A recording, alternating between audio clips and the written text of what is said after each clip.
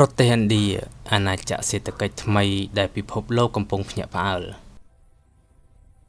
មហាអំណាចសេដ្ឋកិច្ចលេខ4របស់ពិភពលោកគឺឋានៈថ្មីដ៏អស្ចារ្យរបស់ប្រទេសឥណ្ឌាដែលទើបតែសម្រេចបានជាផ្លូវការនៅក្នុងឆ្នាំ2025នេះបន្ទាប់ពីពួកគេបានបោះជំហានយ៉ាងលឿនវាដាច់ប្រទេសជប៉ុនដែលជាអតីតយក្សសេដ្ឋកិច្ចអាស៊ីដំណើររឿងរបស់ឥណ្ឌាមិនមែនជារឿងចៃដន្យនោះទេប៉ុន្តែវាជាលទ្ធផលនៃការព្យាយាមឬបំរាស់ខ្លួនចេញពីផែនដីដែលធ្លាប់ត្រូវបានគេមើលងាយជាតំបន់នៃភាពក្រីក្រនិងការអត់ឃ្លានបំផុតមួយនៅលើពិភពលោកបើគេក្រឡេកទៅមើលអតីតកាលក្រោយពេលទទួលបានឯករាជ្យពីអាណានិគមអង់គ្លេសនៅឆ្នាំ1947ឥណ្ឌាស្ទើរតែគ្មានអ្វីសោះនៅក្នុងដៃក្រៅពីគំនរនៃបញ្ហាសង្គមនិងកសិកម្មដែលហួសសម័យនៅសម័យនោះរដ្ឋាភិបាលឥណ្ឌាបានប្រើប្រាស់ប្រព័ន្ធសេដ្ឋកិច្ចបែបបិទជិតនិងមានការគ្រប់គ្រងយ៉ាងតឹងរ៉ឹងបំផុតពីសំណាក់រដ្ឋដែលគេស្គាល់ថាជាសម័យកាលនៃអាជ្ញាប័ណ្ណរដ្ឋបាលដ៏ស្មុគស្មាញប្រព័ន្ធនេះបានធ្វើឲ្យការបង្កើតអាជីវកម្មមានភាពយឺតយ៉ាវនិងរាំងស្ទះដល់ការច្នៃប្រឌិតរហូតធ្វើឲ្យកំណើនសេដ្ឋកិច្ចជាតិដើរក្នុងល្បឿនយឺតបំផុតដែលពិភពលោកធ្លាប់ហៅលេងសើចថាជាល្បឿនកំណើនបែបសាសនាហិណ្ឌូ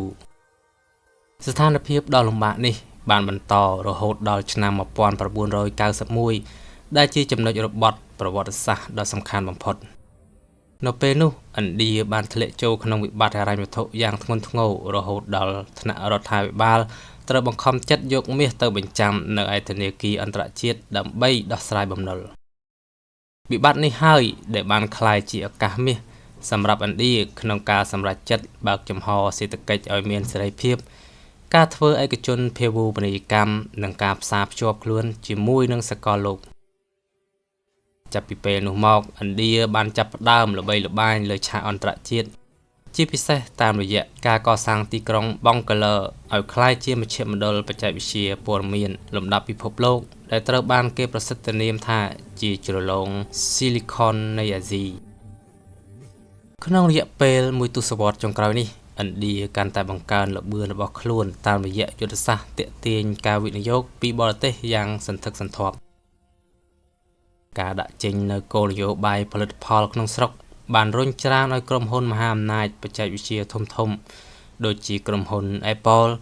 និង Samsung បដូរទិសដៅមកបង្កើតរោងចក្រដំឡើងផលិតកម្មនៅឥណ្ឌាជំនួសឲ្យការពឹងផ្អែកលើចិនតែមួយស្របពេលជាមួយគ្នារដ្ឋាភិបាលបានចាក់លុយរាប់ពាន់លានដុល្លារលើការកសាងហេដ្ឋារចនាសម្ព័ន្ធដ៏ទំនើបរួមមានផ្លូវល្បឿនលឿនព្រលានយន្តហោះនិងប្រព័ន្ធផ្លូវរថភ្លើងដែលដើរដោយថាមពលអគ្គិសនីអ្វីដែលកាន់តែអស្ចារ្យជាងនេះទៅទៀតនោះគឺបដិវត្តន៍ Digital ដែលឥណ្ឌាមានប្រព័ន្ធទូទាត់ប្រាក់តាមទូរស័ព្ទដៃដែលទំនើបបំផុតដែលអនុញ្ញាតឲ្យប្រជាជនគ្រប់ជាន់ថ្នាក់អាចធ្វើប្រតិបត្តិការហិរញ្ញវត្ថុបានភ្លាមៗដោយមិនចាំបាច់ប្រើសាច់ប្រាក់សុទ្ធ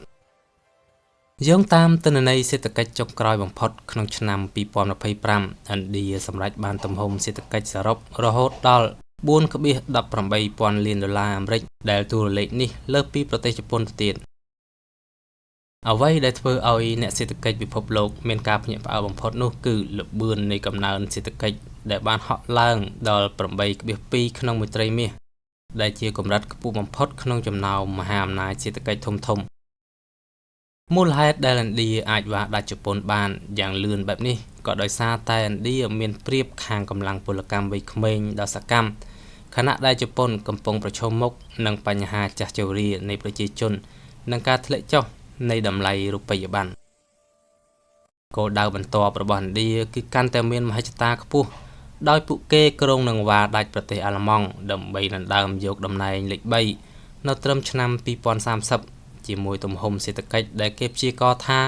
នឹងឡើងដល់ជាង 7,000 លានដុល្លារទោះជាយ៉ាងណាក៏ដោយក្នុងដំណើរឆ្ពោះទៅរកភាពជោគជ័យនេះឥណ្ឌាក៏នៅតែមានកិច្ចការជាច្រើនដែលត្រូវដោះស្រាយបើទោះបីជាសេដ្ឋកិច្ចជាតិសរុបមានទំហំធំហិមាក៏ពិតមែនប៉ុន្តែបើពិនិត្យមើលទៅលើចំណូលមធ្យមរបស់ប្រជាជនម្នាក់ៗគឺនៅមានកម្រិតទាបនៅឡើយបើធៀបនឹងប្រទេសជឿនលឿនគម្លាតរវាងអ្នកមាននិងអ្នកក្រនឹងតម្រូវការបង្កើតការងាររាប់លានកន្លែងជារៀងរាល់ឆ្នាំ សម្រាប់យុវជនជំនាន់ក្រោយគឺជាបញ្ហាប្រឈមដ៏ចម្បងដែលរដ្ឋាភិបាលត្រូវយកចិត្តទុកដាក់បើទោះបីជាមានឧបសគ្គយ៉ាងណាក៏ដោយក៏ពិភពលោកមិនអាចបដិសេធបានឡើយថាសតវត្សទី21នេះគឺជាយុគសម័យនៃការងើបឡើងវិញនៃឥណ្ឌាមិនមែនត្រឹមតែជាមហាអំណាចសេដ្ឋកិច្ចប៉ុណ្ណោះទេប៉ុន្តែកំពុងក្លាយជាមហាអំណាចនយោបាយនិងបច្ចេកវិទ្យាដែលដើរតួនាទីយ៉ាងសំខាន់ក្នុងការកំណត់វាសនាពិភពលោកនាពេលអនាគត